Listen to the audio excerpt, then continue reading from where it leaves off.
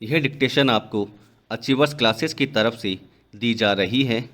आपकी डिक्टेशन अगले 3 सेकंड में शुरू होगी। 3, 2, 1 स्टार्ट। महोदय, देश की लगभग 3/4 जनसंख्या गांवों में रहती है, जिनकी आय कम होने के साथ साथ शिक्षा, स्वास्थ्य, पेयजल आदि अन्य आवश्यक सुविधाएं भी उन्हें पर्याप्त मात्रा में उपलब्ध नहीं हैं। ग्रामीण क्षेत्रों और ग्रामीणों, विशेषकर अनुसूचित जातियों, जनजातियों, कमजोर वर्गों और गरीबी की रेखा से नीचे रहने वाले लोगों का विकास एवं गरीबी उन्मूलन भारत की विकास योजनाओं का प्रमुख उद्देश्य रहा है।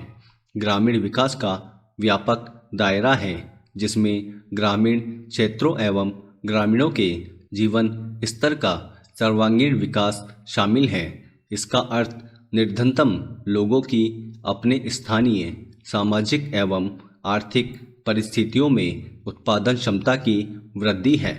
ग्रामीण विकास की प्रक्रिया में पूंजी का निवेश एवं उसका विस्तार, उत्पादक शक्तियों का विकास तथा निर्धन एवं बेरोजगार ग्रामीणों का अर्थव्यवस्था के उत्पादक विकासशील क्षेत्रों में सम्मिलित होना आवश्यक है। मंत्रालय की गतिविधियों का मुख्य उद्देश्य गरीबी पर सीधा प्रहार है, जिसके अंतर्गत विशेष मजदूरी, रोजगार व स्वरोजगार कार्यक्रम, भूमि सुधार, बंजर भूमि विकास एवं जल संभरण विकास कार्यक्रम हैं। इनमें स्वच्छ पेयजल की व्यवस्था, ग्रामीण स्वच्छता, कृषि विपणन, ग्रामीण आवास हैं तथा लोक कार्यक्रम तथा ग्रामीण प्रौद्योगिकी विकास परिषद द्वारा सहायता और राष्ट्रीय ग्रामीण विकास संस्थान एवं कृषि विपणन केंद्र के माध्यम से प्रशिक्षण की व्यवस्था शामिल है। पैरा, गरीबी उन्मूलन के प्रयासों का महत्व इसकी योजनाओं के आवंटन में वृद्धि को बताता है।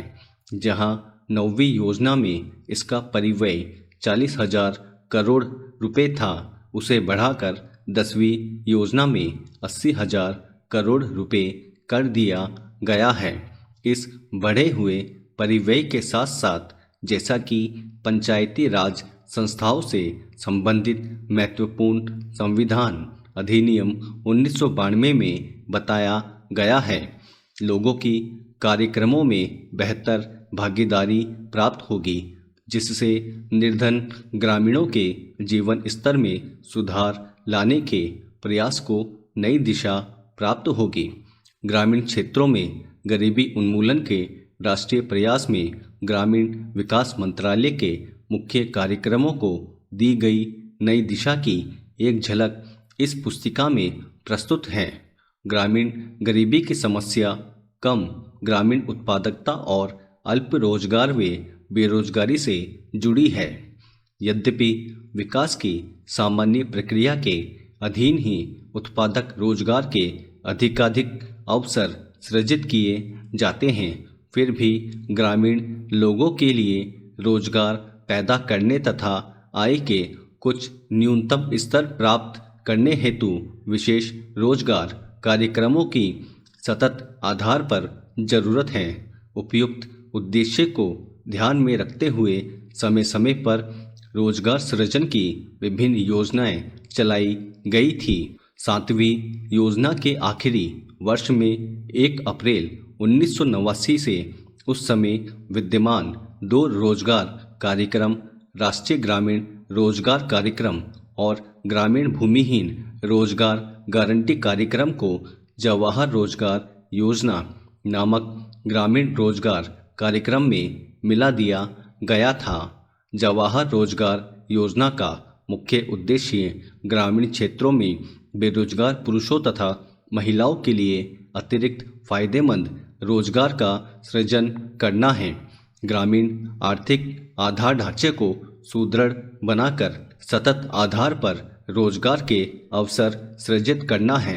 पैरा, महोदय, सामुदायिक और सामाजिक परिसंपत्तियां सृजित करना ग्रामीण गरीबों को प्रत्यक्ष तथा निरंतर लाभ पहुंचाने हेतु उनके लिए परिसंपत्तियों का निर्माण करना, मजदूरी स्तरों पर सकारात्मक प्रभाव डालना, ग्रामीण लोगों के जीवन स्तर में समग्र रूप से सुधार लाना, गरीबी की रेखा से नीचे बसर करने वाले लोग लक्षित वर्ग हैं। अनुसूचित जातियों, अनुसूचित जनजातियों और मुक्त बंधुआ मजदूरों को वरीयता दी जाती है। रोजगार के 30% अवसर महिलाओं के लिए आरक्षित हैं। केंद्र और राज्यों द्वारा 80/20 के अनुपात में व्यय वहन किया जाता है। केंद्रीय आवंटन देश के कुल गरीबों की तुलना में राज्य संघ शासित क्षेत्र के गरीब ग्रामीण लोगों के अनुपात के आधार पर किया जाता है। वे सभी कार्य शुरू किए जा सकते हैं जिनसे टिकाऊ उत्पादक स्वरूप की सामुदायिक परिसंपत्तियों का सृजन होता है। पंचायत समिति द्वारा परियोजना का मूल्यांकन और अनुमोदन किए जाने के पश्चात उसे अनुमोदन देने हेतु ग्राम पंचायत सक्षम है। संसाधनों का कम से कम 60% भाग मजदूरी घटक पर खर्च करना होता है। पैरा जवाहर रोजगार योजना के कार्यों के निष्पादन हेतु ठेकेदारों अथवा बिचौलियों को लगाए जाने की अनुमति नहीं है। मजदूरों को रियायती दरों पर प्रतिशत 2 किलोग्राम खाद्यान्न दिया जाता है। 1755 पुनर्गठित ब्लॉकों में मजदूरों को दिए जाने वाले खाद्यान्नों का जारी मूल्य प्रति किलोग्राम 50 पैसे कम है। जवाहर रोजगार योजना की सामान्य प्रणाली के अलावा पिछड़ेपन के आधार पर चयन किए गए 120 पिछड़े जिलों के कार्यक्रम को तेज करने के लिए 700 करोड़ रुपए आवंटित किए गए हैं। जवाहर रोजगार योजना की तीसरी पद्धति में विशेष और अभिनव परियोजनाएं प्रारंभ करने का प्रावधान है, जिनका उद्देश्य मजदूरों का नगरों में पलायन को रोकना, महिलाओं के लिए रोजगार के अवसर बढ़ाना तथा स्वयंसेवी संगठनों के माध्यम से ऐसे विशेष कार्यक्रम चलाना है जिनका ध्येय जल संभरण विकास, बंजर भूमि का विकास करना हो। मानव जीवन यापन के लिए आवास महत्वपूर्ण है और इसलिए सामाजिक आर्थिक विकास के लिए यह आवश्यक है। ग्रामीण लोग अच्छे उन्नत किस्म के मकानों की अत्यंत आवश्यकता महसूस करते हैं। ग्रामीण गरीब लोगों की आवास संबंधी आवश्यकताओं को पूरा करने के प्रयासों के एक भाग के रूप में मई 1985 में इंदिरा आवास योजना शुरू की गई थी। यह कार्यक्रम अब जवाहर रोजगार योजना की उप योजना के रूप में कार्यान्वित किया जा रहा है।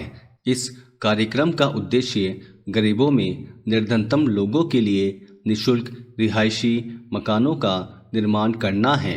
ग्रामीण क्षेत्रों में अनुसूचित जातियों, अनुसूचित जनजातियों तथा बंधुआ मजदूरों को वरीयता दी जाती है। जवाहर रोजगार योजना के तहत राष्ट्रीय स्तर पर 10% संसाधन इस कार्यक्रम के लिए निर्धारित किए जाते हैं।